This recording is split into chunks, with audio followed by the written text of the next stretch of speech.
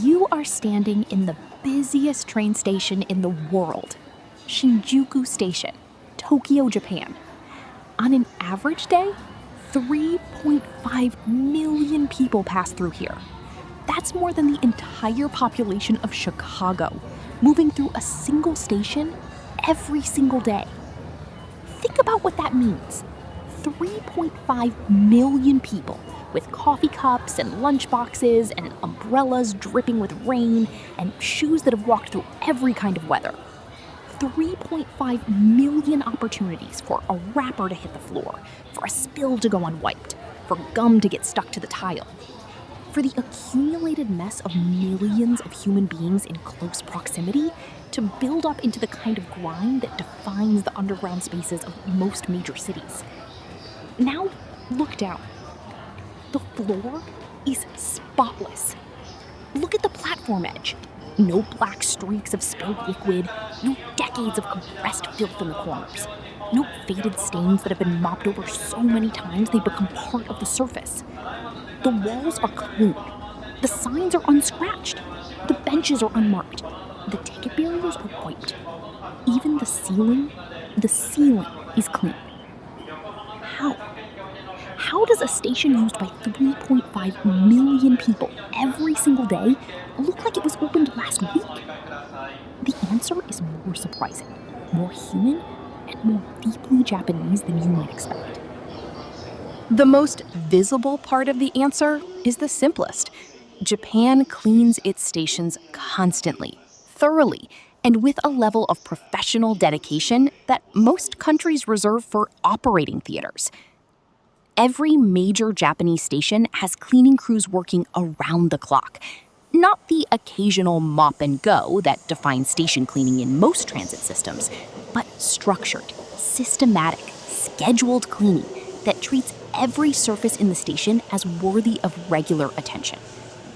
At Shinjuku, at Tokyo Station, at Shibuya, cleaning staff are present on the platforms, in the concourses, in the corridors, in the bathrooms, during every hour the station is open. They work in small teams with clearly defined zones and clearly defined standards. A section of platform that has been cleaned is marked and logged. The schedule moves forward. Nothing is left to chance. But it is the overnight work that produces the condition visitors see in the morning. Between the last train and the first train, a window of roughly 4 to 5 hours in most major Tokyo stations, cleaning crews descend on the stations with an intensity that is rarely seen anywhere else in the world. Every floor is scrubbed, not just mopped. Every wall surface is wiped. Escalator treads are cleaned individually. Platform gaps are cleared. Ticket machine surfaces are disinfected. The bathrooms, often cited by international visitors as among the cleanest public bathrooms anywhere on Earth, are taken apart and cleaned component by component. The result is that every morning, when the first trains begin running at around 5 a.m. and the first commuters push through the barriers, they enter a station that has been essentially reset, returned to baseline, made new again. This happens every single night, without exception, for every station in the network, 365 days a year. In many countries, station cleaning is low-status work, outsourced, underpaid, high turnover, and performed with the minimum effort required to technically fulfill a contract.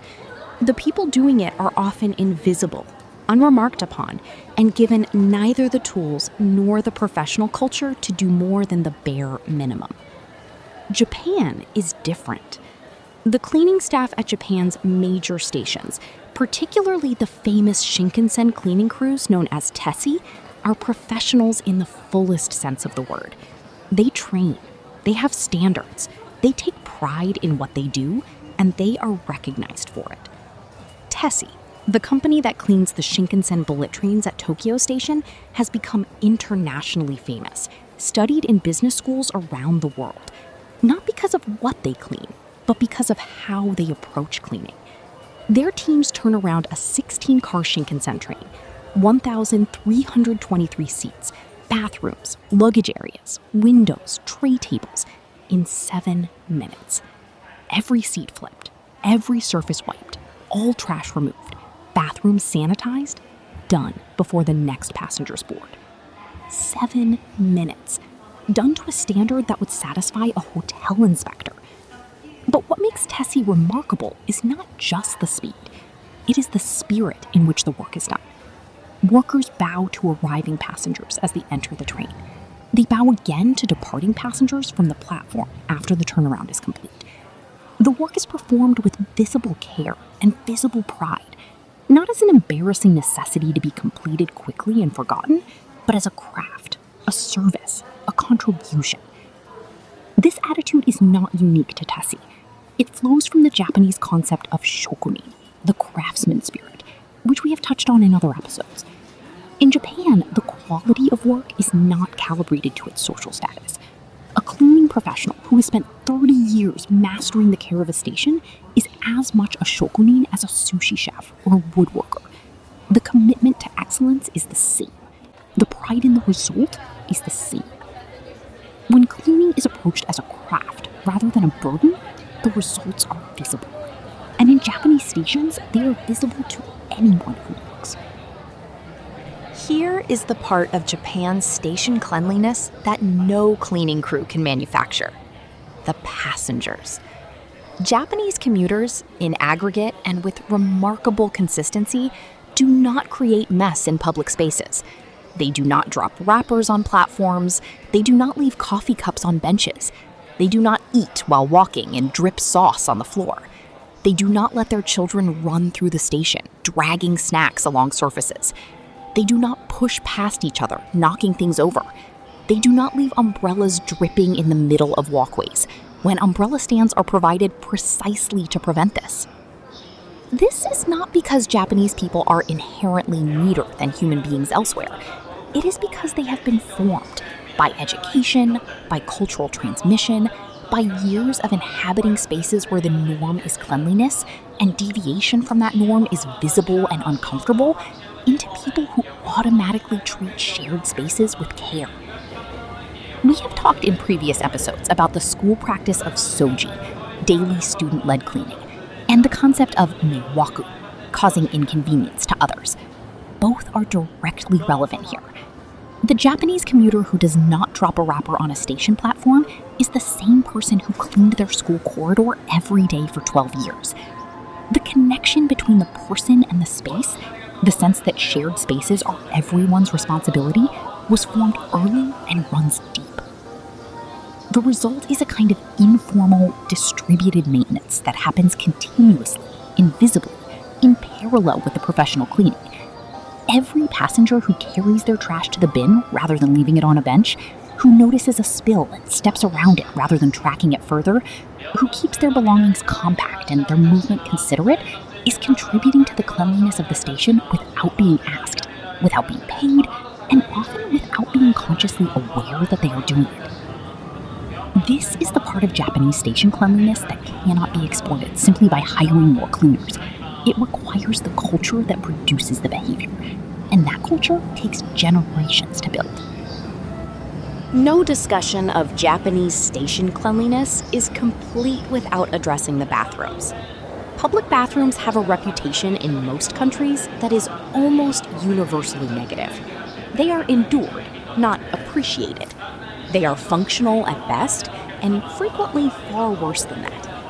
The idea that a public bathroom in a busy transit hub could be something you might describe as pleasant, let alone impressive, is in most places genuinely absurd. In Japan, it is not absurd. It is the standard. Japanese station bathrooms are cleaned multiple times per day on logged schedules, with the cleaning time and the name of the responsible staff member posted on a board inside the door. Accountability made visible and public. Floors are dry, surfaces are white, paper is stocked. The smell is neutral or absent.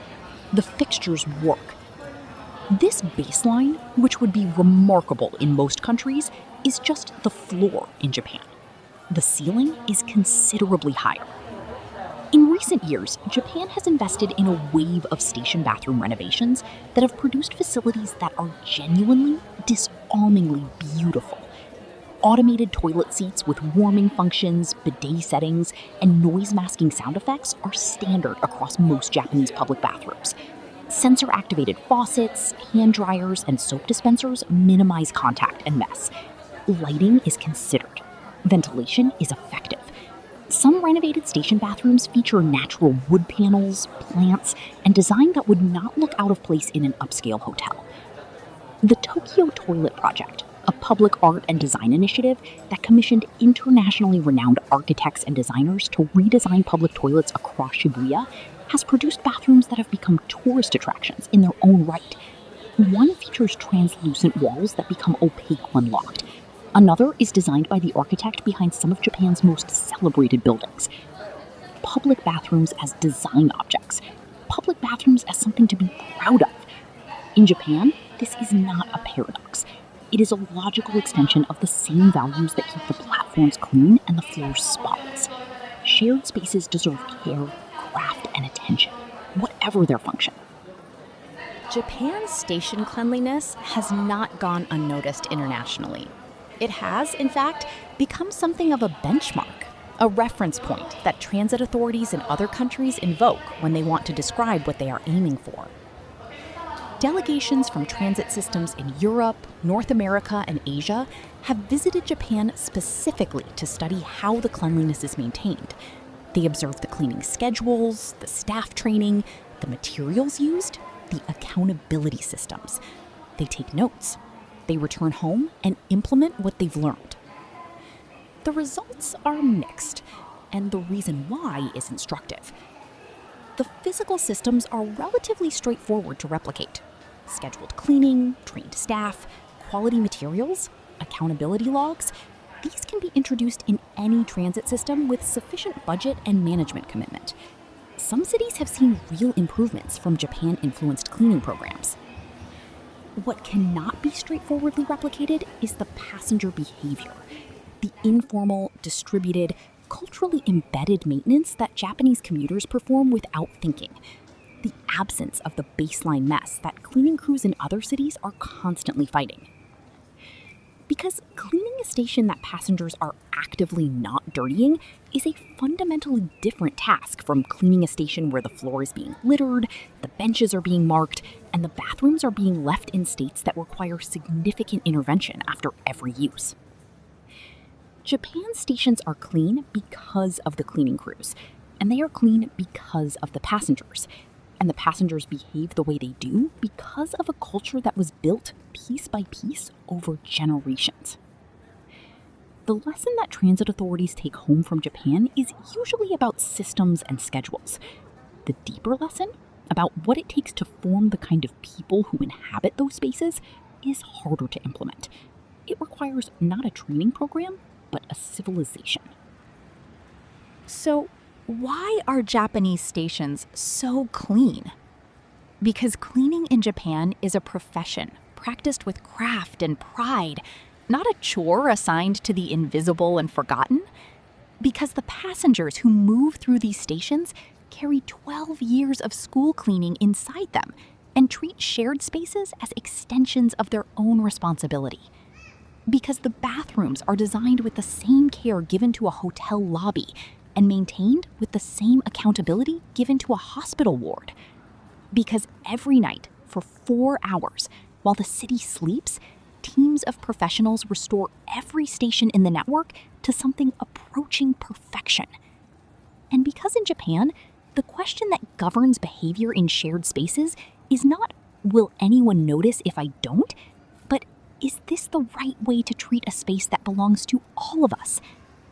That question, asked and answered correctly millions of times a day by millions of people, is what you are actually seeing when you step off the train at Shinjuku at rush hour and look down at a floor that is impossibly spotless. It is not magic. It is not mysterious. It is the accumulated result of a culture that decided generations ago that shared spaces deserve the same care as private ones, and has been acting on that decision quietly every single day ever since.